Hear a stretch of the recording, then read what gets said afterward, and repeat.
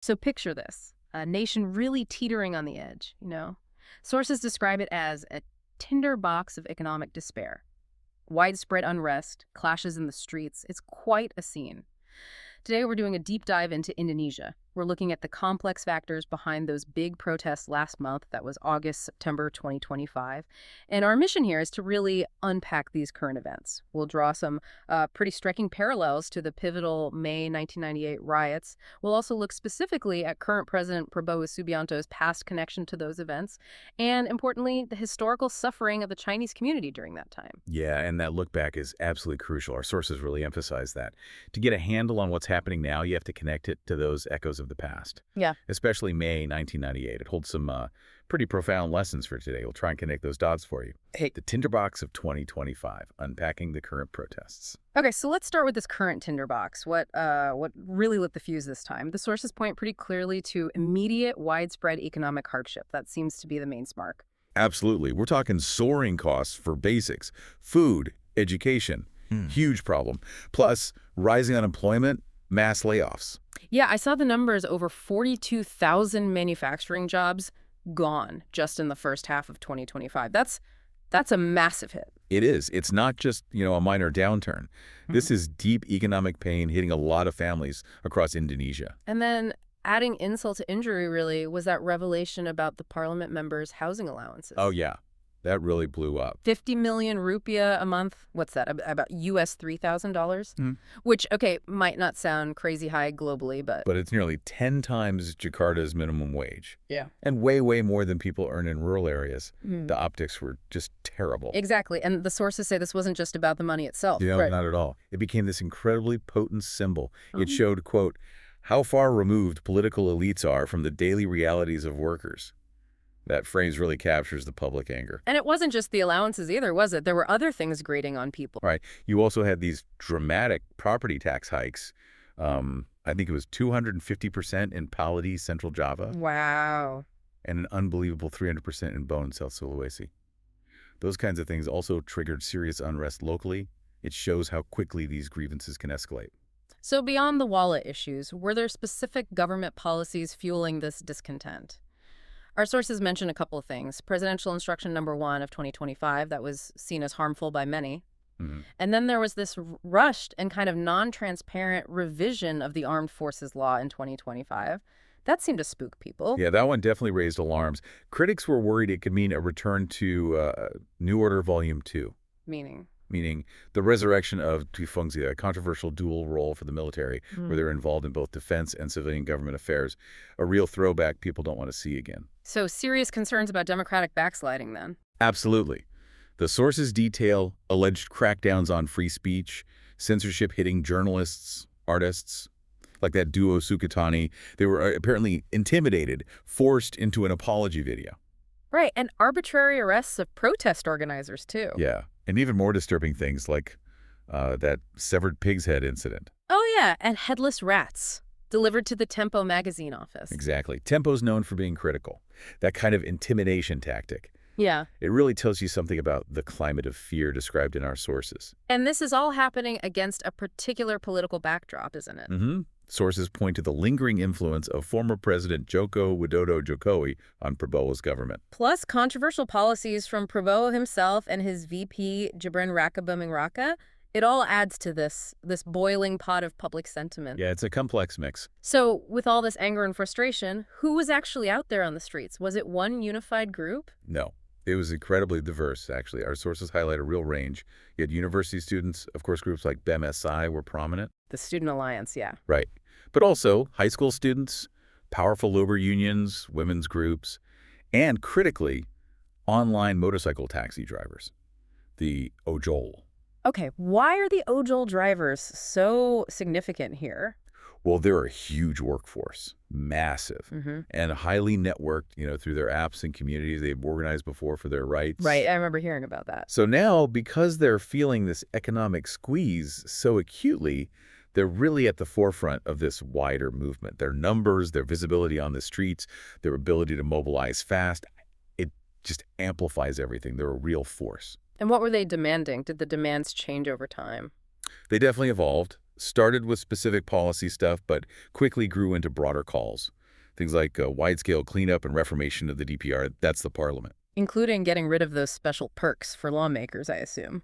Exactly. Plus demands for genuine land reform, repealing problematic laws, strengthening the anti-corruption agency, the KPK, and it even got to the point of calls to arrest and bring former President Joko Widodo into justice. So, pretty radical demands emerging. Okay, so you have this diverse coalition escalating demands. How did President Prabowo's government respond to all this? Well, initially, not great. Prabowo called the demonstrations a provocation. He alleged foreign funding was behind it. A classic move. Yeah. And he warned against treason and terrorism. Then came the deployment of the military to, restore order. Did he backtrack at all? He did roll back some of those legislative perks later on, which maybe took some heat off. But the heavy security presence, that remained very visible in major cities, created a really tense atmosphere. And unfortunately, the response wasn't just about presence, was it? There were reports of police brutality. That's right. And one incident really stood out as particularly tragic: the death of an ojol driver, Afan Kurniawan. What happened there? He was run over by a police tactical vehicle during the protests. It just sparked this huge wave of outrage. I can imagine. Yeah, and it even led to retaliatory attacks on security officers. Just intensified that whole cycle of violence. It really put the spotlight on public anger towards the police. Amidst all that tension and violence, though, the protesters used some interesting symbols, didn't they? I remember seeing images, protective gear, umbrellas, kind of reminiscent of Hong Kong protests. Exactly, that was noted. Also, flying the Straw Hat Pirates Jolly Roger flags from the anime One Piece, a symbol of rebellion, I guess. Huh. And graffiti, too. Oh, yeah. Spray painting slogans like "officials are bastards" and "dissolve the DPR" right onto the parliament buildings. Very direct, very visual statements of anger. This level of unrest must have hit the economy hard, beyond just the initial triggers. What did the sources say about the financial markets? Yeah, the impact was immediate and severe. Back in March 2025, the Jakarta Composite Index, the JCI, it plunged over 7% in just one trading session. Wow, 7% in a day. Yeah, the steepest drop since 2011. It was a major shock. And investors? They got spooked. Foreign investors pulled out foreign ownership, and the JCI hit its lowest point since 2011, too. The state budget went into deficit. And you felt it in daily life as well. Major malls actually closed temporarily. Luxury shops in high-end areas were apparently hiding their displays because they were worried about safety, about looting. That really paints a picture of the fear. It does. Yeah. Now, our sources do mention some market recovery starting in early September 2025 as the political unrest, quote, began to subside. Okay, so some stabilization. Some, yes. But the underlying economic fragility, that deep dissatisfaction, that definitely hasn't gone away. 2 echoes of the past. The May 1998 riots. Okay, so to really understand 2025, we have to rewind, like you said. Let's go back to May 1998, a period that just cast this huge shadow over Indonesia. Absolutely. You cannot understand modern Indonesia without understanding 98. And the backdrop then was the Asian financial crisis, right? Which was just devastating for Indonesia. Yeah, utterly devastating. The currency, the rupiah, it went from about 2,600 to the US dollar to over 14,800 in less than a year. Think about that impact. Unimaginable, widespread bankruptcies, people losing everything. Exactly. Total economic meltdown. And the spark back then, similar to now, economic pain played a role. Sources mention a huge 70% fuel price hike. That, combined with President Suharto getting reelected again and his cabinet choices, that's what kicked off the initial unrest, particularly in cities like Medan. Right. And that economic collapse, plus the growing anti-government protests, primarily led by students, it all built up to Suharto's resignation in May 1998. Which was just a monumental moment. Seismic. After over 30 years in power, as one source puts it, nobody ever expected Suharto to resign. It completely changed the country's trajectory. Okay, but here's where it gets really dark, and it's a crucial point from our sources regarding 1998. The anti-Chinese riots that erupted then. Yeah. They weren't spontaneous. No. This is a critical finding. The sources describe it as a deliberate frame-shifting strategy. Frame-shifting, meaning what exactly? Meaning it was employed by elements within state security forces, particularly the military special forces, Kopassus, to deliberately divert public anger away from the anti-government student movement and redirect it towards the ethnic Chinese minority. Wow. Is there evidence for that? Yes, quite compelling evidence. Eyewitness accounts from Jakarta, Solo, Medan, Police investigations later uncovered meetings where army officers actually planned anti-Chinese violence with local criminal elements, these guys called pre-man. So local thugs acting as proxies for the military. Essentially, yes. It allowed for intervention without direct uniformed involvement initially. That also helps explain maybe why some cities saw terrible anti-Chinese violence like Solo and Medan, while others like Yogyakarta or Surabaya were largely spared. Exactly. Factors like local culture played a role. In Surabaya, for instance, sources mention a strong Arek culture, a kind of local solidarity that transcended ethnicity. Plus, you had cooperation between Chinese groups and respected figures like Abdurrahman Wahid, who later became president. That helped mitigate the tensions there. But where the violence did happen, the suffering for the Chinese community was immense. Sources detail widespread looting, burning of Chinese-owned shops and homes. A horrific time. Truly horrific. And an important clarification from the sources. Many of the people who died in those fires, they were actually the looters, trapped inside, not necessarily the Chinese residents themselves, though, of course, Chinese Indonesians suffered terribly in other ways. And one of the most horrific ways was the mass rape of Chinese Indonesian women. Yes, a targeted, brutal tactic. Our sources talk about this as a dual oppression of racism and sexism. Right. It wasn't just violence, it was specifically gendered and racialized violence. And how these rapes were represented afterwards, that was complex too, wasn't it? Very. You had KMNS Perempuan, the National Commission on Violence Against Women, framing it strategically as an issue of the patriarchal state controlling all Indonesian women's bodies. Why that framing? It was likely a strategic move to build broader solidarity across ethnic lines, to make it an issue all Indonesian women could potentially unite against. But it risked downplaying the specific racial targeting. Exactly. That was the criticism. Right. It might have obscured the fact that Chinese women were specifically targeted because they were Chinese. And how did other groups represent it? Well, you had Huaren, which was an online Chinese diaspora group back then. They really emphasized the ethnocidal element, the overt racism. They pushed this narrative hard on international forums, arguing it was fundamentally about race hate. And their efforts were significant. They contributed to eventual policy changes, like abolishing discriminatory laws against expressing Chinese culture. And this vulnerability didn't come from nowhere. There's a long history here. A very long and painful history. Discrimination against Chinese Indonesians goes back centuries to the Dutch colonial era. Think about the 1740 Batavia massacre, up to 10,000 ethnic Chinese killed. Subsequent segregation into Chinatowns.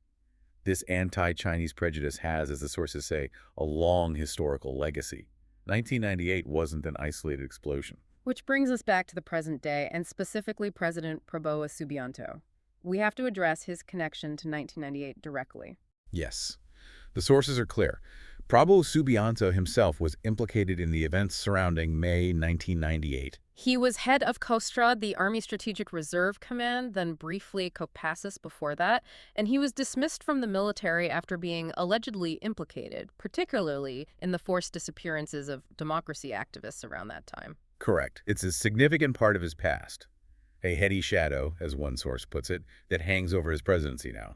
And does his rhetoric today echo that period? Very much so, according to our sources. His current warnings about treason and terrorism, about forces trying to weaken Indonesia. This language is strikingly similar to how he described the threats back in the 1998 crisis. It suggests a certain continuity in how he views dissent and instability. That's a crucial insight, perhaps, into his current approach. 3. Connecting the dots, 2025 and 1998. Okay, so let's explicitly connect the dots now. 2025 versus 1998. What are the undeniable parallels we see? Well, the most obvious one is economic hardship as a primary trigger. It's clear in both cases. Right. Economic pain sparking widespread protests across the country. Exactly. Protests across the archipelago, and in both instances, a government response involving security forces, military in 98, police and military visible now. But there are also really important differences, aren't there? Crucial differences, yes. First, the economy. While 2025 involves real hardship, the sources stress it's nowhere near the devastation caused by the Asian financial crisis in 98. The scale is different. Okay, that's a key distinction. What else? The target of the anger seems different too. In 2025, public fury is largely directed at lawmakers, the police, cabinet members. Many protesters are urging President Prabowo to make reforms, not necessarily demanding he step down immediately, unlike the universal calls for Suharto's resignation in 98. Interesting. So more focused on specific institutions and policies this time. It appears so. based on the demands. And another huge shift, the role of the security forces in the public eye. How so? In 2025, it's the police who are largely, as one source says, in the public's crosshairs. They're bearing the brunt of the public anger over crackdowns and brutality. Whereas in 98, In 98, it was the military, the TNI, that was widely discredited by its association with Suharto and the violence. The police were still under the military structure then. Ah, right. That separation didn't happen until after Suharto fell. Exactly. The police were formally separated from the military in 1999. That's a direct consequence of the post-Suharto reforms, and we're seeing the outcome of that shift now in terms of public perception. But despite those reforms separating the police, trying to professionalize the military, some underlying challenges clearly persist, don't they? They do. Our sources point out a major gap in the post-Suharto transition. There was essentially no attempt to hold military personnel responsible for crimes or human rights violations committed during the Suharto years. So no real accountability for past abuses. Largely no. The country seemed to make a choice, perhaps for stability, to move forward rather than pursue transitional justice for victims of that era. That lack of accountability lingers. And does that connect to what we see today? Well, it raises questions when you see the military, the TNI, still visibly deployed on the streets of Jakarta in September 2025. Soldiers patrolling armored vehicles parked strategically. It makes you wonder how successful those back-to-the-barracks reforms, meant to keep the military out of civilian affairs, have truly been in practice.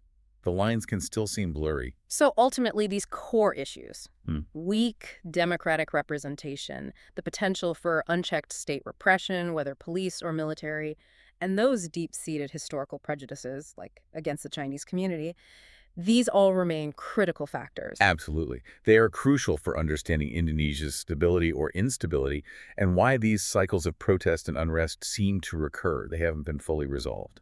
Outro. So wrapping up this deep dive, it's really clear that Indonesia's current situation, the unrest we saw recently, it's this incredibly complex tapestry. You've got threads of economic despair, controversial government policies, and these really powerful, poignant echoes of 1998. Yeah, it really underscores that ongoing tension, you could call it, people versus power in Indonesia. And understanding that history, especially May 98 and President Prabowo's connection to it, is just vital if you want to make sense of the present. You see how the current moment isn't just isolated, is it? It's deeply rooted in these long-standing dynamics, these unresolved issues from the past. It definitely leaves you with a sense of just how dynamic, how constantly evolving Indonesia's political and social landscape is. It's a place where the past isn't just history. It actively shapes the present in some really powerful and, frankly, sometimes unsettling ways.